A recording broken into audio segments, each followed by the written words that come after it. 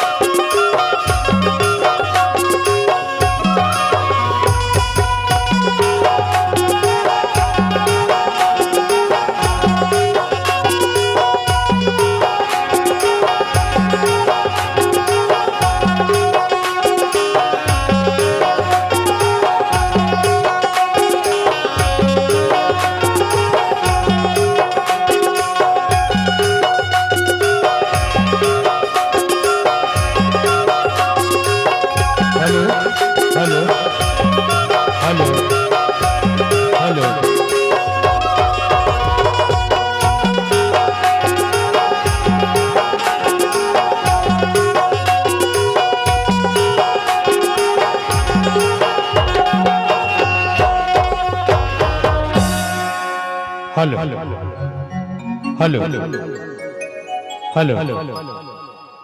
Hello hello hello hello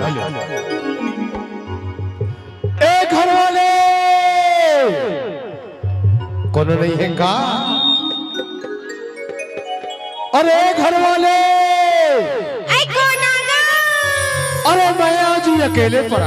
ऐसे तू बना का? हाँ हाँ हाँ ओ जिला अनूपपुर, थाना राजेंद्र ग्राम, हाँ हाँ तहसील पुष्पराजगढ़, हाँ। जहाँ जलगा टोला कस्तूरी गांव ले आए हो रे।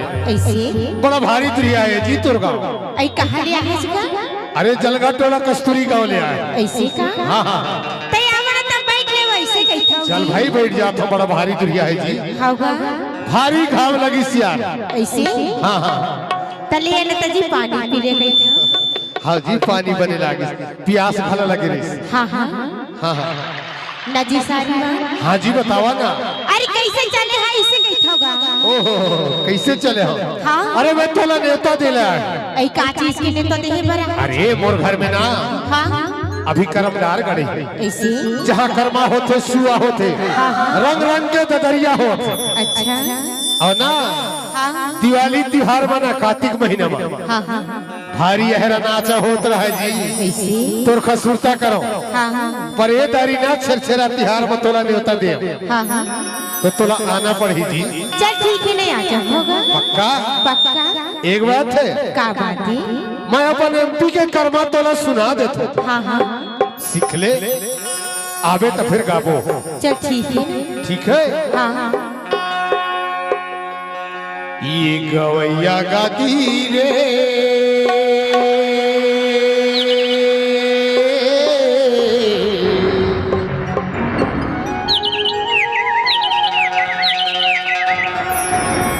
गाय के पलटा भैंसा ले रहा।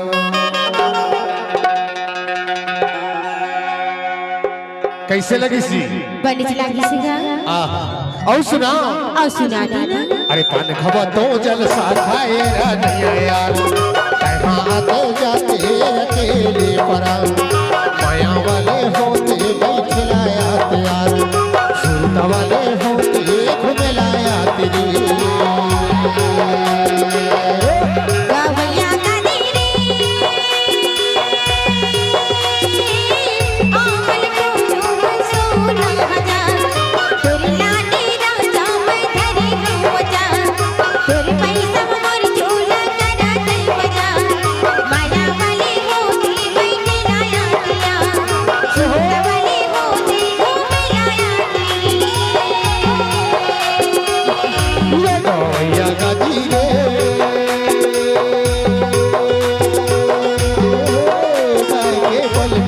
भाई चले लेरा पानी खवा तो जलसा खाए रनिया यार तैहा तो जाते अकेले परा माया वाले होते बैठलाया यार सूरत वाले होते घुमलाया तेरी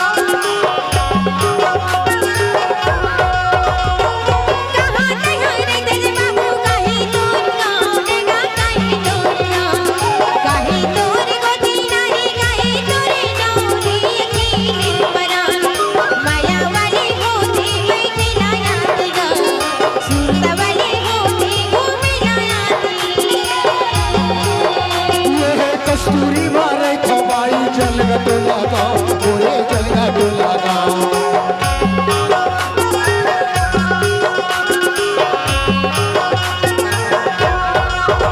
तो कस्तूरी मारे खबाई जलगा तो लगाओ ओरे जलगा तो लगाओ सारी वान गोती नारी प्रेम लागना रे अकेले परा माया वाले होते बैठलाया यार सूत वाले होते घुमलाया तेरे